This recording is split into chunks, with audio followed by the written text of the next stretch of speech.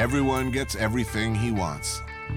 I wanted to see the Congo, and for my sins, they let me.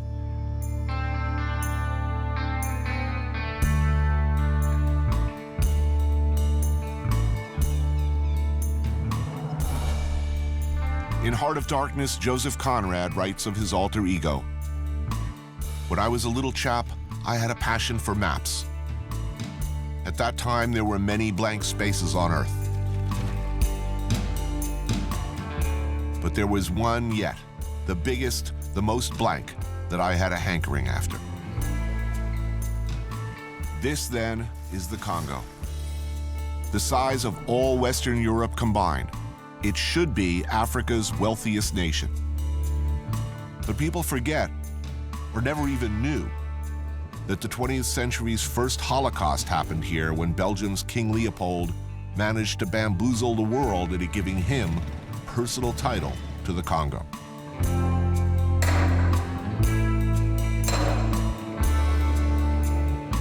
Leopold's agents, of whom the mythical Kurtz was one, raided, slaughtered, mutilated, and pressed into forced labor much of the population in a bloodthirsty quest for first ivory and then rubber. When independence finally came, the Belgians trashed what they could and left behind a completely unprepared, tribally divided, and largely ungovernable landmass filled with stuff that everybody in the world wanted. And things pretty much went downhill from there.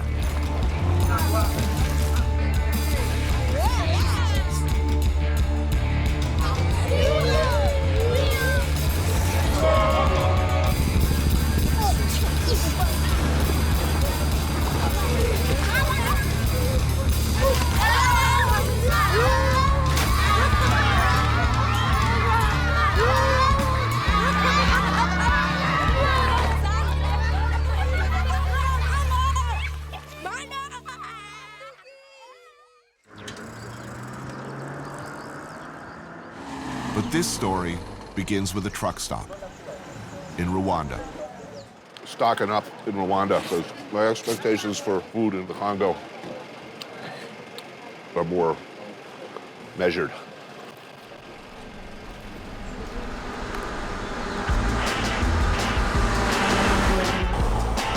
If you're looking to get to the Eastern Congo, and many would ask why you'd even want to do that, the best way is to drive across from neighboring Rwanda. This country, of course, not too long ago, suffered its own appalling genocide. Behind the wheel, Dan. He's been living in the DRC for 2 years, working on a documentary about some of the several dozen rebel groups in the country. Riding shotgun, Dan's close friend and associate, Hareb, a Congolese.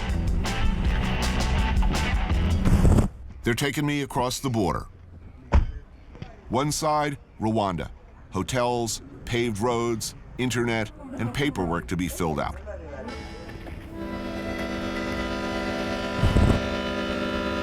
Just a few feet of barbed wire, machine guns, and cement walls away, this.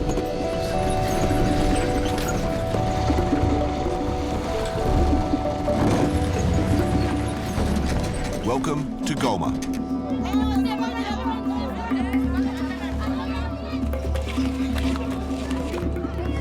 A city of 1 million, a significant number of whom are IDPs, internally displaced people, sitting rather inconveniently at the base of Mount Nyiragongo, a still smoldering volcano. Current street level is about 12 feet above where it was in January 2002 when it last erupted. Lava everywhere, which explains the less than smooth ride. One of the first things you notice out the car window, the UN.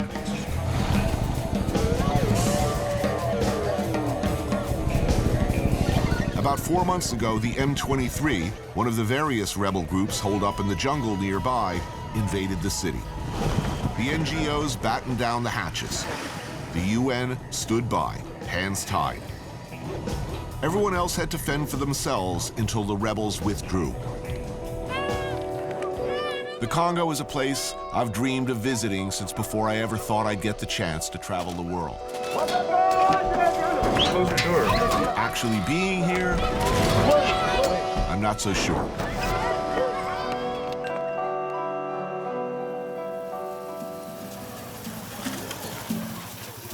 Dan, Horeb, and I head for a local restaurant.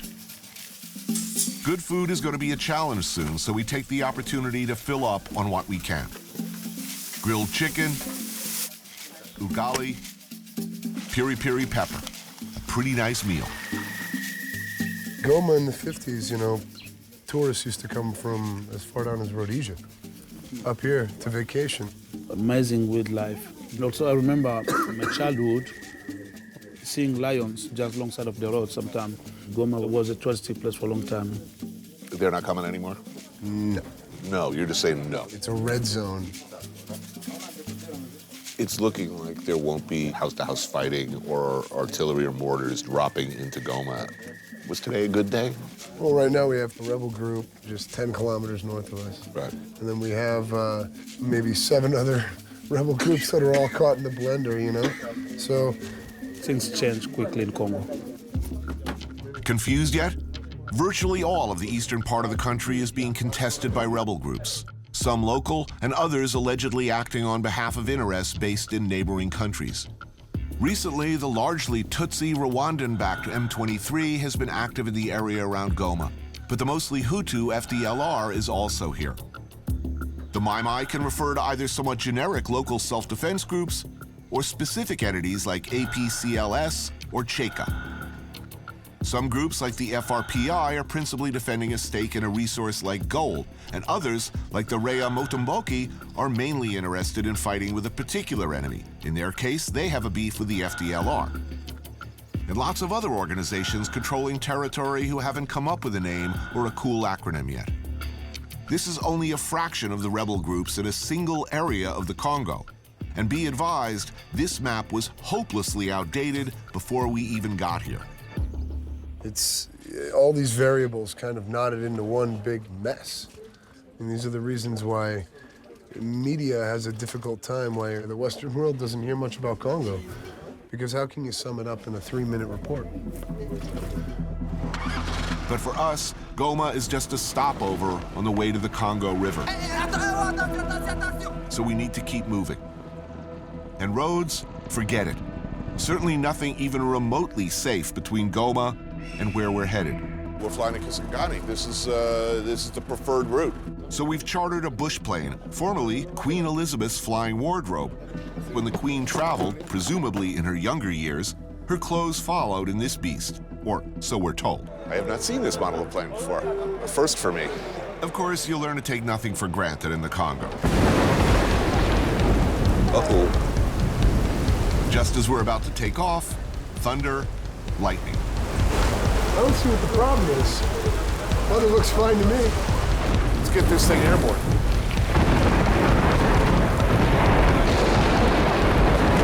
Wow, nice. Best to wait this one out a little bit. Crashes are pretty commonplace. Not so long ago, a plane with nearly 100 people on board went down on the same route we're taking today. No, most planes that crash in Congo crash because of the weather, right? Yeah, most of the time, yeah, but... Not us. Don't worry. Impossible, man. The weather clears up, sort of. So we decide to give it a go. When the weather is very bad, stay on the ground. That's all. What about rebels? They shooting at the planes? No, normally no. Okay, we'll see you after your trip. Yeah. Okay, have a good one.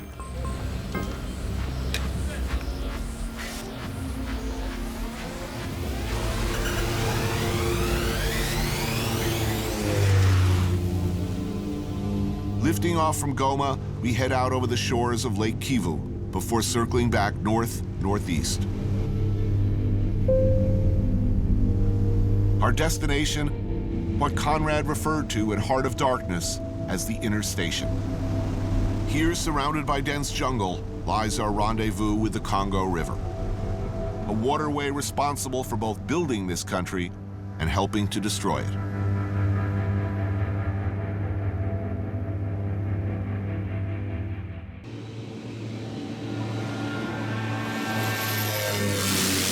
2 hours out of Goma, we land at Kisangani.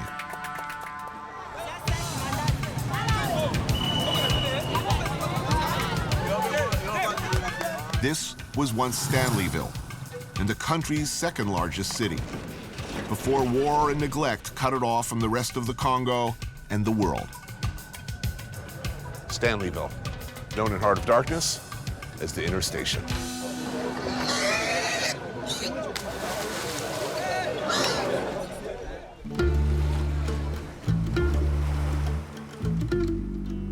The Congo River stretches across the country's middle. Conrad describes it as a twisting snake with its head in the Atlantic Ocean and its tail buried deep in Africa's heart.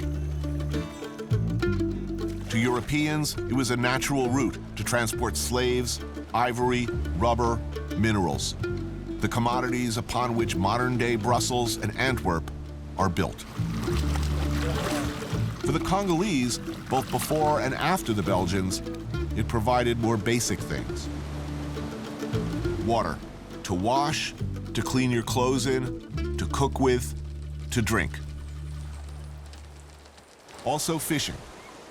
Since long before the expeditions of Dr. Livingstone and Henry Morton Stanley, the Waginya tribe has been fishing the river in unique fashion.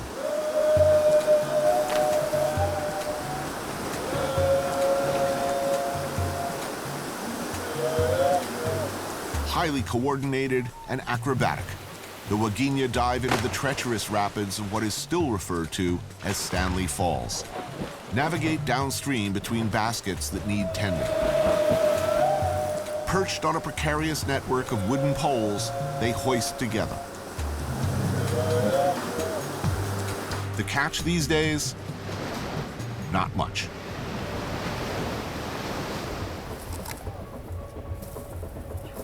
So this is the second biggest falls in this Congo River. Oh, yeah? Yeah. Ogi is a Waginya fisherman and was a guide bringing tourists to his village. Since the last two wars, Kisangani tourism has been pretty much non-existent. Chief of the Waginya, Pierre Mosala Abeka, it is said, is a direct descendant of King Ntendebuma Ifila, who greeted Stanley in the 1870s. Please thank him for the privilege of seeing his community.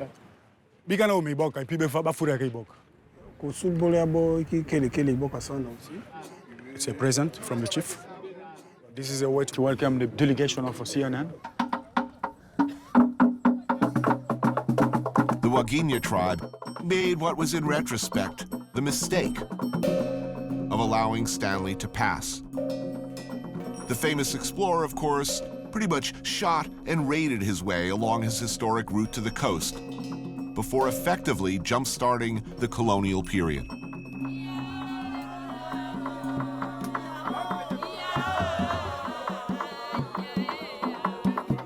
Using Stanley as administrator, King Leopold of Belgium claimed the Congo as his personal property. Under Leopold's reign, men, women, and children were tagged with numbers, separated into groups, given production quotas. If they fell short, they were whipped with the shikot, their hands cut off, hanged. An estimated 10 million Congolese were either starved, worked to death, executed, or just killed where they stood, all in just over 20 years.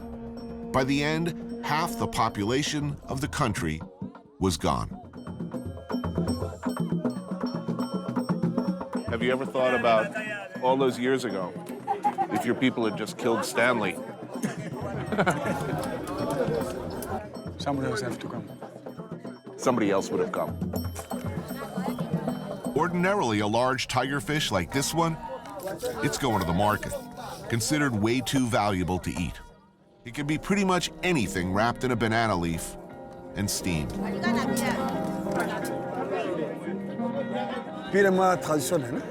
Typical tradition. Excellent meal. Somewhere down the Congo River, and I'm continuing to deal with a few pressing concerns. The one knife on board is as sharp, really, as a soup spoon. And soon I'm frantically trying to rip out the backbone and guts in one go with my bare hands because the knife ain't shit, and it's getting darker and darker, and the damn generator keeps kicking on. And I really need a light so I can see what I'm cutting. I can't cut what I can't see. There's only 3 light bulbs on right now. There's only 240 watts. There's no way it's the draw. They're not going to eat at all.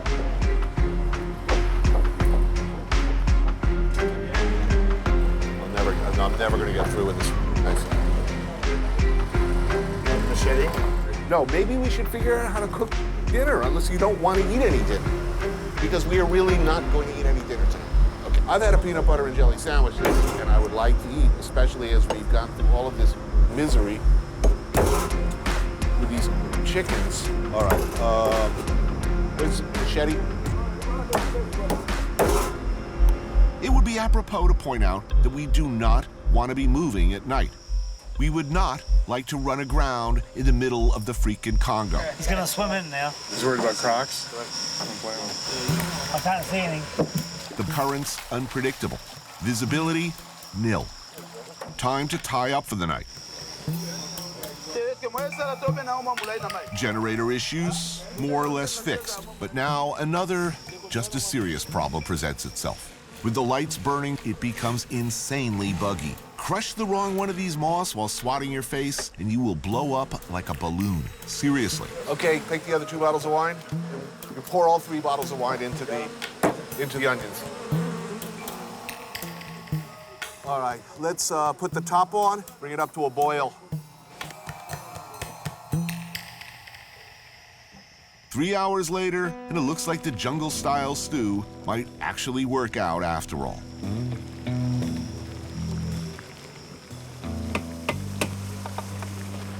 Okay, someone wants to bring this over carefully to the table? All right, let's eat. À table. Bon appétit. Bon appétit.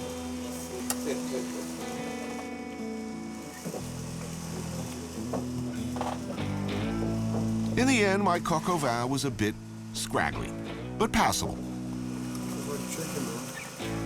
It is written that I should be loyal to the nightmare of my choice. I think I now understand what that means.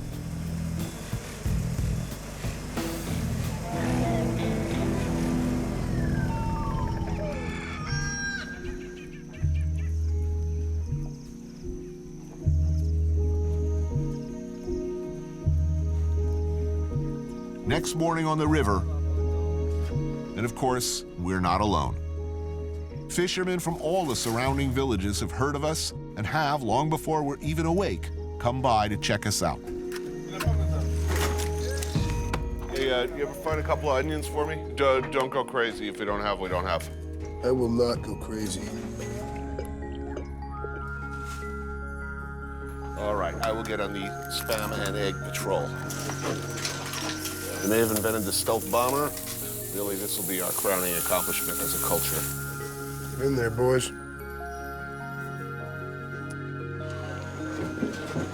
Once we finally get there, we still have to get all the way back. Coming back was never part of the plan, man. We're not coming back. Yeah, they'll find us 10 years later, naked in the bush with like a necklace of spam cans. That was glorious. Time to get back out on the river. We have places to go. 2 days down the Congo, we're finally nearing our destination. It's an abandoned Belgian research station. And it's still functioning in some capacity, but Yangambi itself goes about 30 kilometers in. There's over 250 buildings. They're doing it all here. Much myth and legend surrounds this place. Ah, there we go. Yeah. It has been inferred by some that the Belgians conducted uranium enrichment and a host of bizarre experiments here. However, the facts would suggest the scariest thing to ever happen here: some genetically modified banana varietals. You made it, man. Yangambi.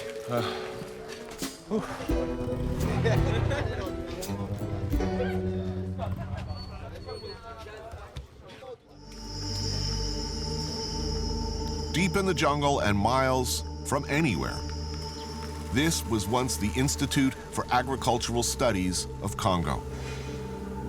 Construction began in the 1930s. The complex was once staffed by hundreds of Belgian researchers, doctors, and engineers until they left hurriedly in 1960.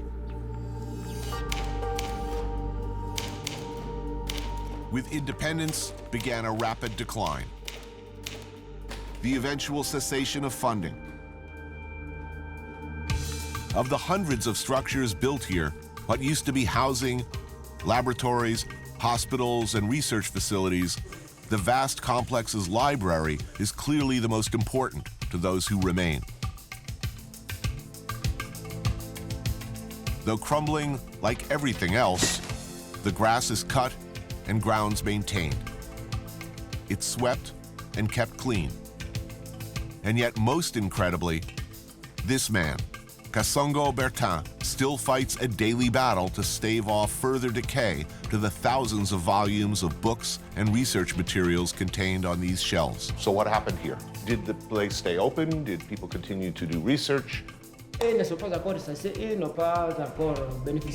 some new stuff, they don't get anything. But for those who have been there for long, they get an allowance from the government. Independence comes. What happens here? Les Blancs sont partis. La plupart ont trouvé qu'il ne fallait pas rentrer directement à chose. Comme l'INEAC continuait à œuvrer au Rwanda et Burundi, la plupart ont traversé de l'autre côté. So, unless I'm mistaken, the gentleman just said that cutting-edge research moved to Burundi and elsewhere. The Congolese who remained, their mission all these years later has been to preserve the patrimony that existed. All this was state-of-the-art back in the 50s when the library was built. But for 20 years, there hasn't been electricity to run the dehumidifiers to keep out the damp. Through so many wars, through all of these difficulties, he has maintained this facility to an extraordinary degree. Why? Pour m'avoir maintenu. Pourquoi? Parce que C'est ainsi qu'aujourd'hui, on m'appelle doyen. On m'appelle doyen à cause de ça, parce que si je ne suis pas là, rien ne marchera plus, parce que je suis déjà connaisseur de tout cela.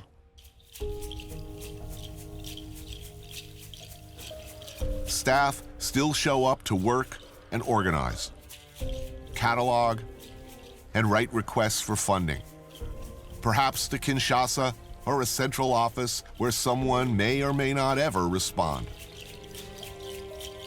He was here pre-independence, yes? Yeah. Does he remember the Belgian rule?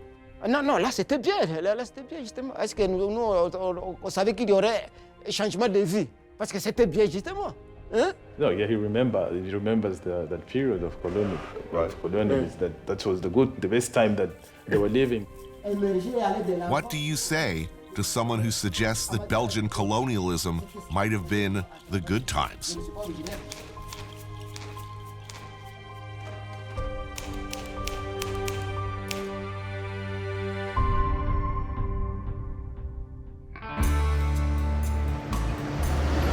The road home, such as it is. Rotting bridges, makeshift ferries. It's an adventure. Fortunately, ours was a good adventure. The Congo is a place that's always fascinated me. This is a trip I've been wanting to take since I've been writing stories or making television. But what I found was something unexpected. I met a lot of people who, for a long time, have been waiting, hoping for things to get better. A lot more hope here than there's any right to expect. When all is said and done, I wanted to go to the Congo, and I did.